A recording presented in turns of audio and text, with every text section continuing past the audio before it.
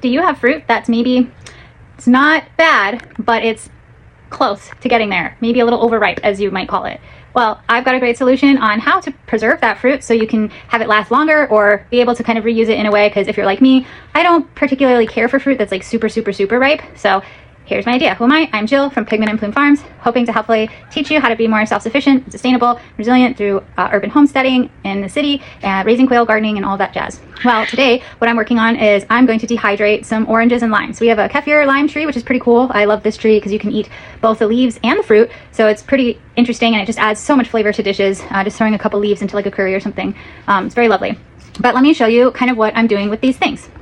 So we had a couple of oranges that were getting to be a little soft, and these were the remnants of the kaffir limes that I got off the tree for this year. And so basically I used a trusty mandolin, sliced them real thin. You can use a normal knife. I do recommend using this. If you don't have one of these, you can use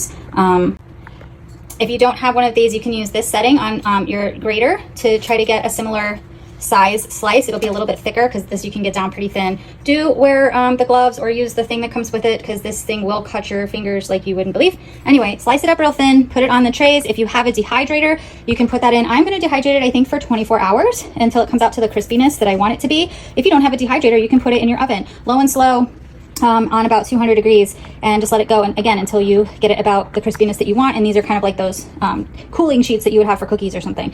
So yeah, two options, and depending on the equipment that you have at home, those are some things you can do. But this helps you preserve it. Once you've dehydrated it, it's good for a year. Even if you don't want to eat this, you can actually use these in decorations around the holidays. They're really popular.